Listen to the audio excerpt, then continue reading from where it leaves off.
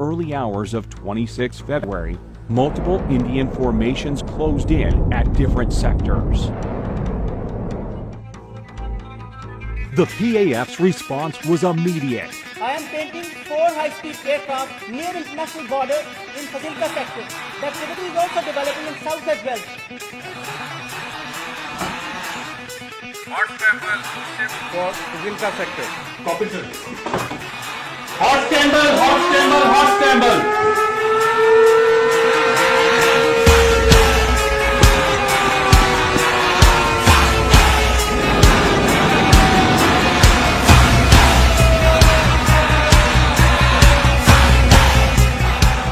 I'm also painting high-speed activity in the north.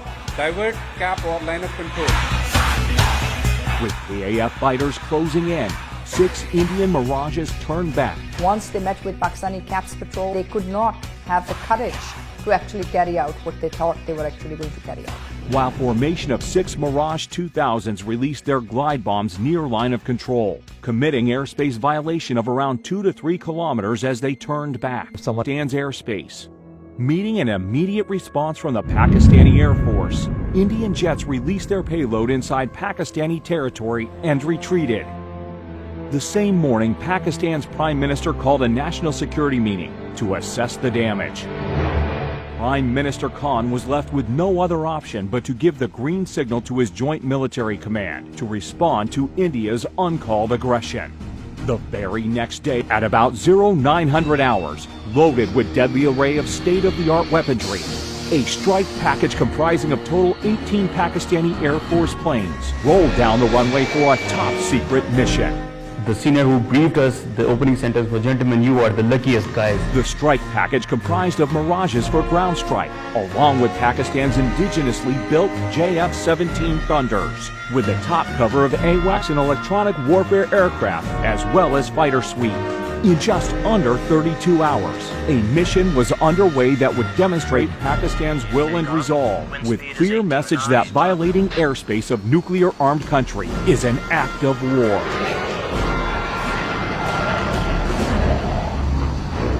Mindless. Prime Minister summoned national security meeting the same morning. The violation of Pakistan's territorial integrity was apparent. Balakot is Pakistani territory by all measures and by all thinking. The response will come at the point and time of our choosing. There was consensus that the response had to be as measured and controlled as possible. The PAF, who was well prepared for a whole range of targeting options, was given the go-ahead by the country's Prime Minister. On the very next day, brief commenced early in the morning at an undisclosed airbase. We carried out a detailed brief in which we discussed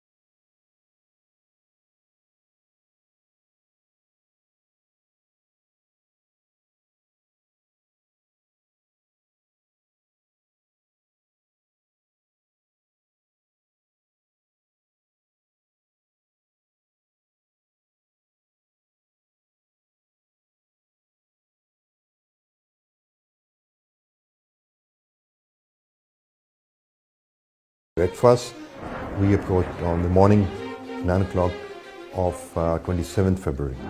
And the attack came in the shape of 2 Mirage 5 PAs armed with 2 H4 standoff weapons, backed up by JF-17s with 1,000-pound range extension kits.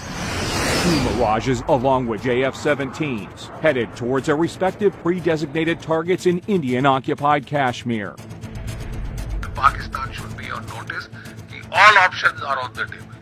All options are on the table. The targets which were selected, some of them at brigade level, some of them at different depots, indicated that we understand what is a standoff capability. They went off, the H4s were fired. And now I started to concentrate on my target, luring the weapon to the target.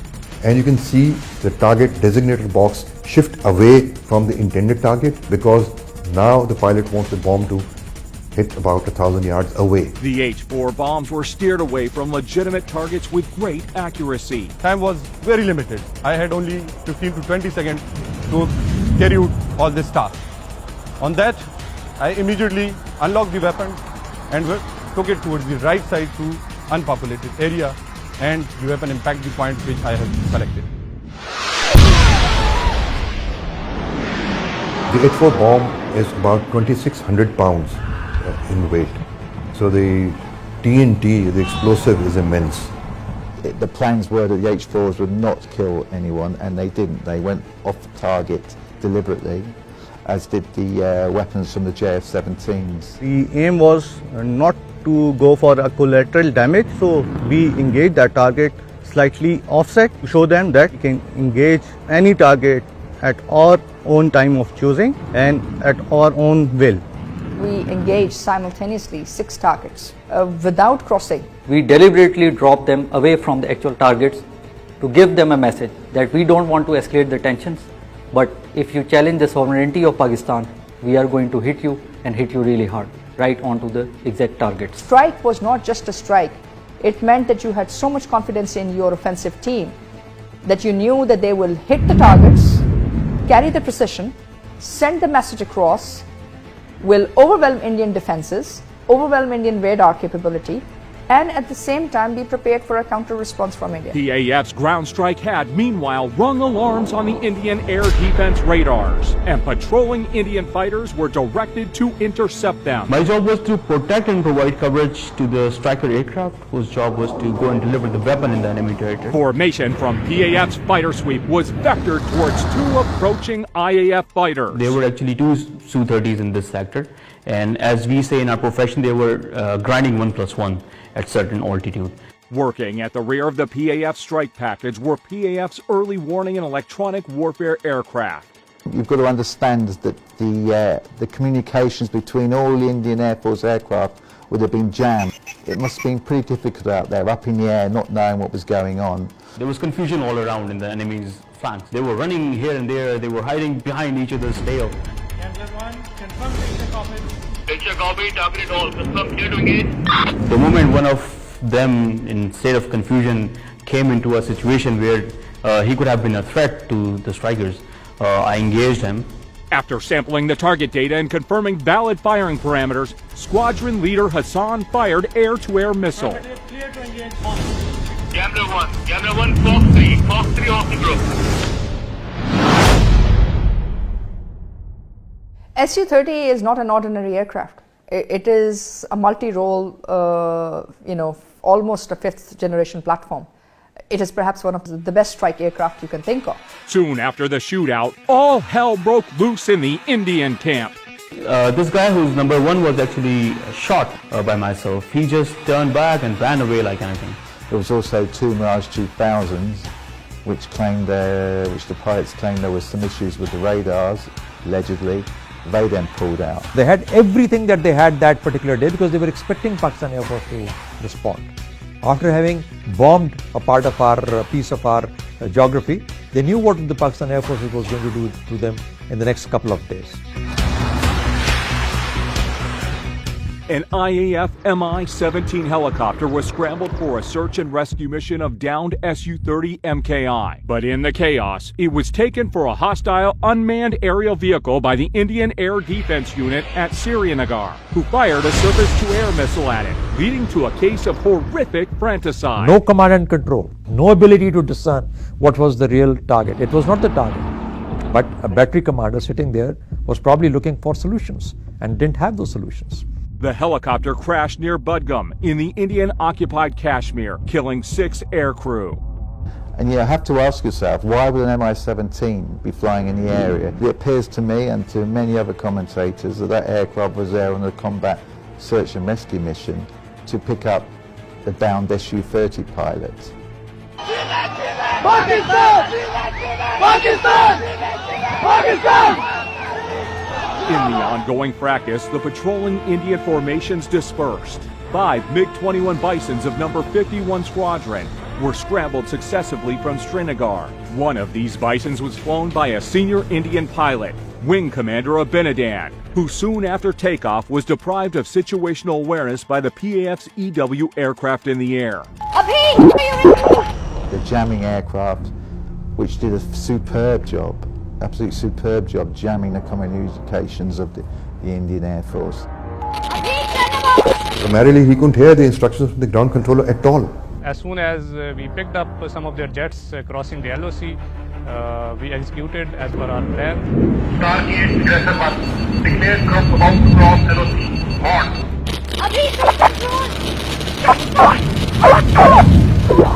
Hostile clear to engage. Aggressor 1 kill single contact crossing LOC. Before he could even get his bearings, Abhinandan's MiG-21 was hit by a missile launched by Wing Commander Noman Ali Khan. Aggressor 1 targeted. It was a planned execution of the kind of tactics we normally execute in our training. Copy kill, other one trailing by 10 miles, bugging out. They went blank. They were dark. It was dark for them. It was like a night. It was day, but it became a dark night for them. They didn't know what had hit them. Abhinandan been ejected, recovered on the ground, unstrapped himself from his chute.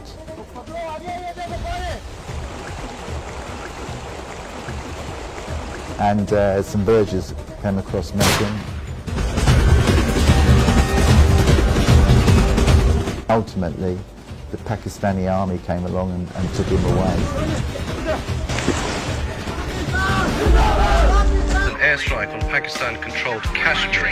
Indian officials say Pakistan has shot down 2 Indian Air Force planes. The Pakistani military shot down 2 Indian jets today after they crossed the disputed border in Pakistani military Kashmir. also says its warplanes carried out airstrikes inside India. A very capable operation, which opened the eyes up many in the West. The big story breaking this morning, an F-16 of the Pakistani Air Force shot down a Sukhoi 30 MKI, the latest of India's Air Force.